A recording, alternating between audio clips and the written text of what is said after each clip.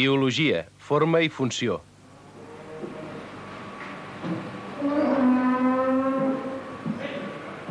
Laberints metabòlics.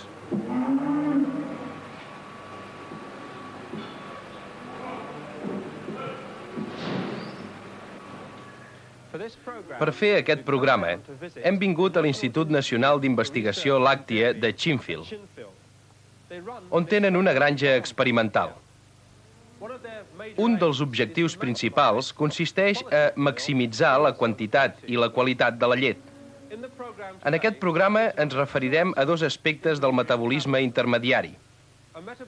Estudiarem una alteració metabòlica que de vegades provoca una reducció de la producció de llet i analitzarem les tècniques que es van utilitzar per determinar la primera via metabòlica en plantes, la fotosíntesi.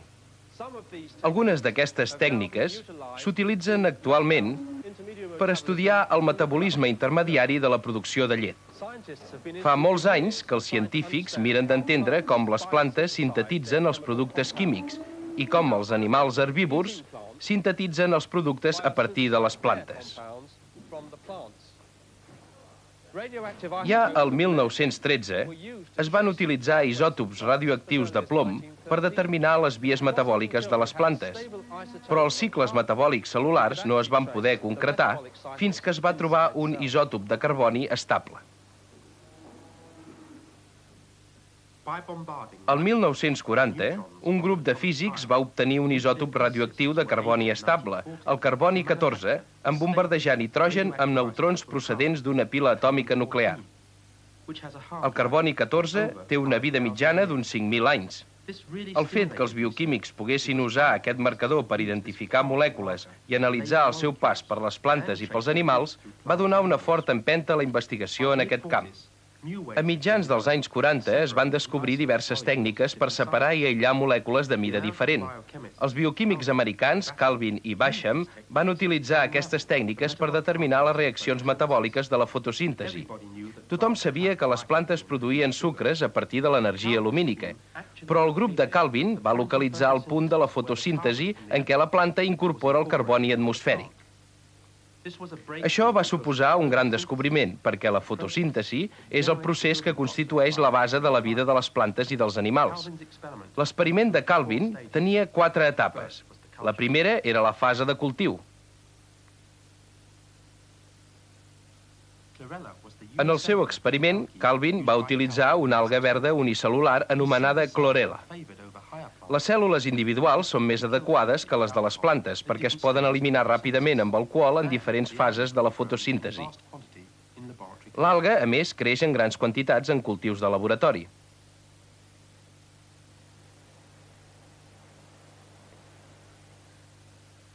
Com que Calvin i els seus col·laboradors van observar que les reaccions de la fotosíntesi eren molt ràpides, van haver de fer l'experiment de manera ràpida i precisa.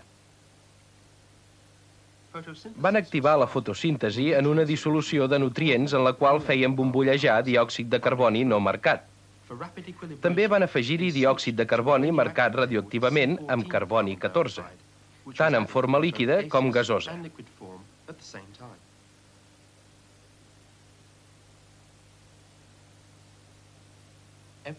Cada 4 segons recollien una mostra en un tub que contenia alcohol en ebullició. Això matava les cèl·lules i aturava la fotosíntesi gairebé immediatament. Calvin, doncs, tenia mostres de diverses fases del procés fotosintètic i podia seguir la síntesi de nous productes radioactius d'una fase a una altra.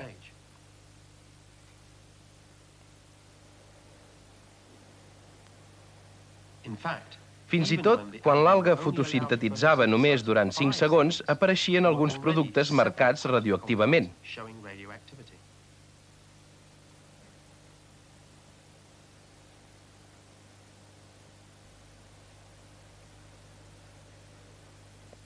En l'època en què Calvin va fer aquest experiment, s'estava perfeccionant una nova tècnica anomenada cromatografia bidimensional sobre paper, que permet la separació de molècules petites. Es col·loca una gota d'extracte d'algues en un paper de filtre i s'asseca amb aire calent per evaporar l'alcohol i l'aigua.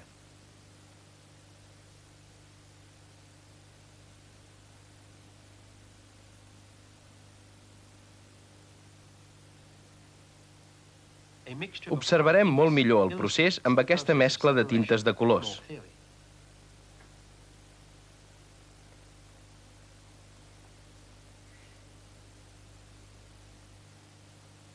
La tècnica de fotografies a intervals mostra com el dissolvent avança pel paper a causa de la gravetat.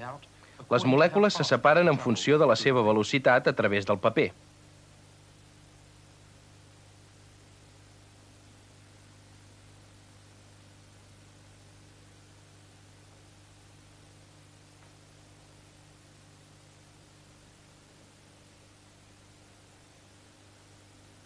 Es fa girar el paper 90 graus i es prossegueix la separació dels pigments amb un altre dissolvent.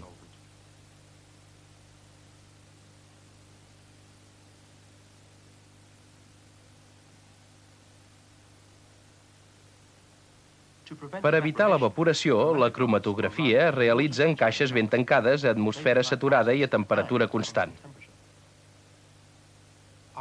Unes hores després es gira el paper 90 graus i es continua amb un altre dissolvent. Dos productes que corren a la mateixa velocitat en un dissolvent poden córrer a velocitats diferents en un altre dissolvent. S'impressiona la cromatografia amb raigs X per localitzar els productes radioactius.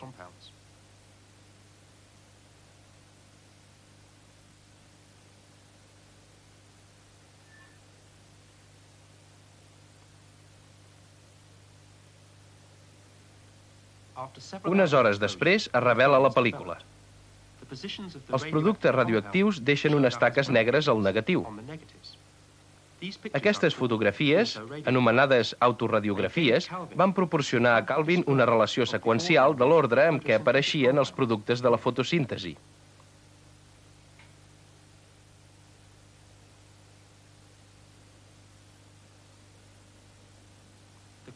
Els productes del paper de cromatografia no es poden veure a cop d'ull, però es poden localitzar amb un aparell anomenat radiòmetre. La petita quantitat de radioactivitat del paper no és perjudicial.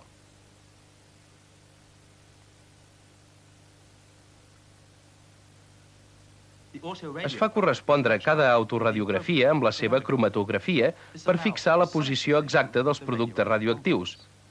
Per acabar, es dibuixa el perfil de la taca i es retalla.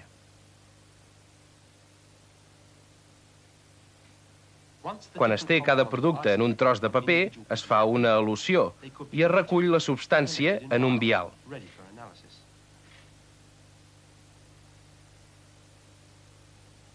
En aquells temps, la identificació per tècniques químiques estàndards era molt lenta, però normalment els químics podien preveure el tipus de producte present. Per això barrejaven la mostra radioactiva amb un producte químic conegut. Amb aquesta mescla feien una cromatografia amb diferents dissolvents.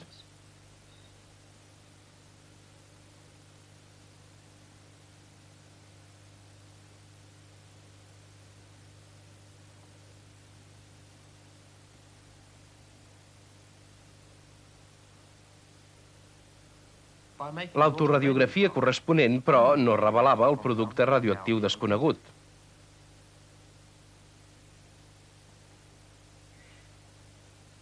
Amb un reactiu especial es feia visible el producte conegut no radioactiu i en comparar les posicions i les formes dels dos productes en la pel·lícula i en el paper, es podia determinar si corresponien a la mateixa substància.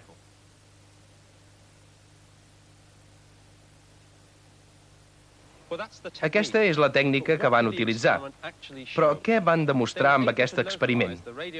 Van localitzar la radioactivitat al llarg de la seqüència de processos de la fotosíntesi. Si deixaven durar l'experiment 2 segons, el 70% de la radioactivitat es localitzava en un producte de 3 carbonis anomenat àcid fosfoglicèric, o PGA. Una mica després, la radioactivitat es detectava en 2 productes de 3 carbonis, un gliceroaldehid fosfat i un isòmer cetònic d'aquest gliceroaldehid. I uns segons després, la radioactivitat apareixia en un altre producte, un producte de 6 carbonis, una hexosa.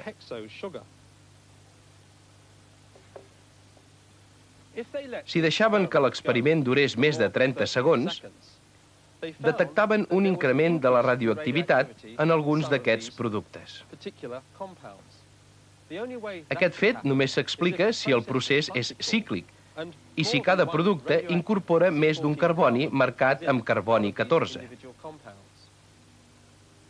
Però l'èxit més important del seu experiment consisteix en el fet que van aïllar el producte que reacciona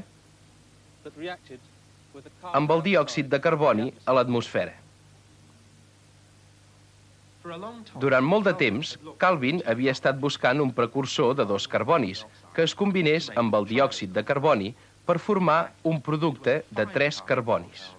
De fet, es tracta d'un producte de 5 carbonis anomenat ribolosa difosfat, que reacciona amb el diòxid de carboni i forma dos productes de 3 carbonis, dues molècules de PGA.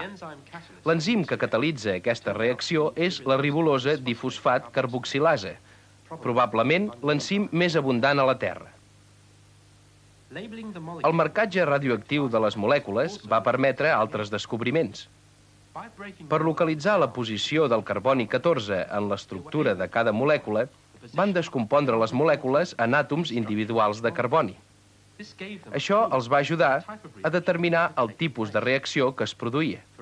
Per exemple, aquesta hexosa mostra activitat als carbonis 3 i 4, cosa que suggereix una reacció de condensació entre una molècula d'aldehid i una de cetona.